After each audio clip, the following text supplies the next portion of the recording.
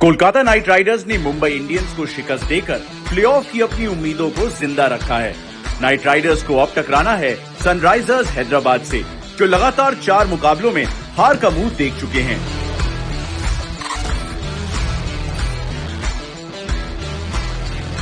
मुंबई के खिलाफ कोलकाता ने अपनी टीम में 5 बदलाव किए।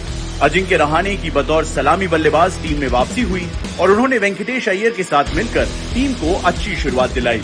पर पिछले मैच में शानदार गेंदबाजी करने वाले पैट कमिंस चोट की वजह से टाटा आईपीएल के बाकी के मैचों में दिखाई नहीं देंगे।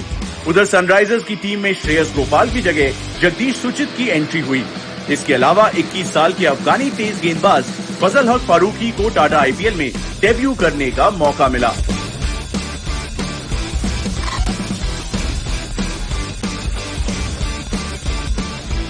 मुंबई के सामने कोलकाता के प्लेइंग 11 में वरुण चक्रवर्ती की वापसी हुई थी और इस बार इस मिस्ट्री स्पिनर ने निराश नहीं किया।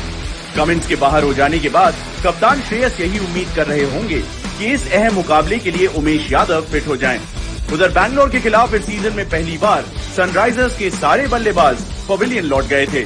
तो क्या विलियमसन की सेना इस कड़वी याद को भुलाकर एक नए जोश के साथ इस मैच में उतर पाएगी?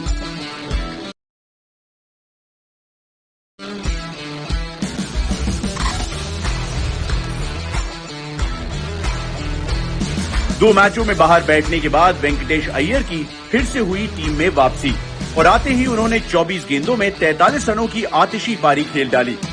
27 साल के इस बल्लेबाज के लिए ये सीजन बेहद खराब गुजरा है, पर लगता है 2 मैचों के आराम ने अय्यर को अपने खेल के बारे में सोचने का वक्त दे दिया।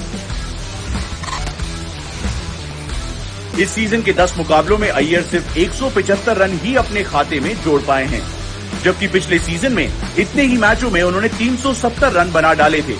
पर जिस अंदाज में इस खब्बू बल्लेबाज ने मुंबई के सामने बल्लेबाजी की, उसके बाद नाइट राइडर्स यही दुआ कर रहे होंगे कि आने वाले मैचों में भी वो ऐसी ही धमाकेदार बल्लेबाजी करें जिससे कोलकाता की प्लेऑफ की राह आसान हो सके।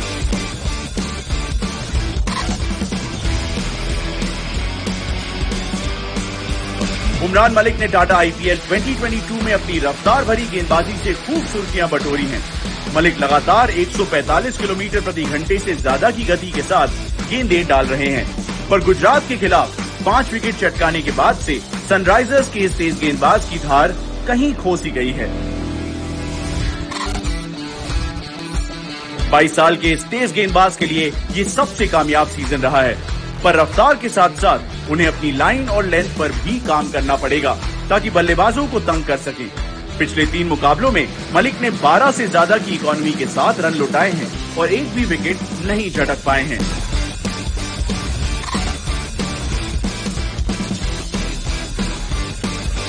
कोलकाता के बल्लेबाज इस सीजन रफ्तार भरी गेंदबाजी के सामने सहज नजर नहीं आए हैं। नई गेंद के खिलाफ ना तो वो तेजी से रन बटोर पाए हैं और ना ही विकेट बचा पाए हैं।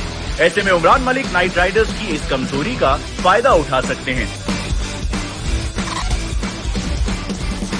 तेज गति से आती हुई छोटी गेंदों पर श्रेयस की पलटन को सबसे ज्यादा परेशानी हुई है और इस सीजन में अब तक तेज गेंदबाजी के सामने 58 विकेट उन्होंने गंवाए हैं।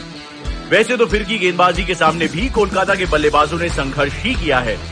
ऐसे में इस मुकाबले में मलिक और उनके साथी तेज गेंदबाज नाइट राइडर्स की लड़खड़ाती बल्लेबाजी में सेंध लगाने की पूरी फिराक में होंगे। प्लेऑफ में पहुंचने के लिए हैदराबाद को जीत की पटरी पर लौटना ही होगा।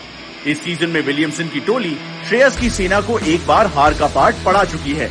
ऐसे में सनराइजर्स वही कहानी फिर से दोहराने की कोशिश करेंगे। वहीं कोलकाता को अगर प्लेऑफ का टिकट कटाना है तो न सिर्फ अपने बचे हुए दोनों मैच बड़े अंतर से जीतने होंगे, बल्कि दूसरी टीमों के परिणाम पर भी निर्भर रहना पड़ेगा। तो किसके सपने टूटेंगे और किसकी उम्मीद रहेगी बाकी, देखने के लिए जुड़ जाइए हमारे साथ 14 मई को शाम 7:30 बजे से।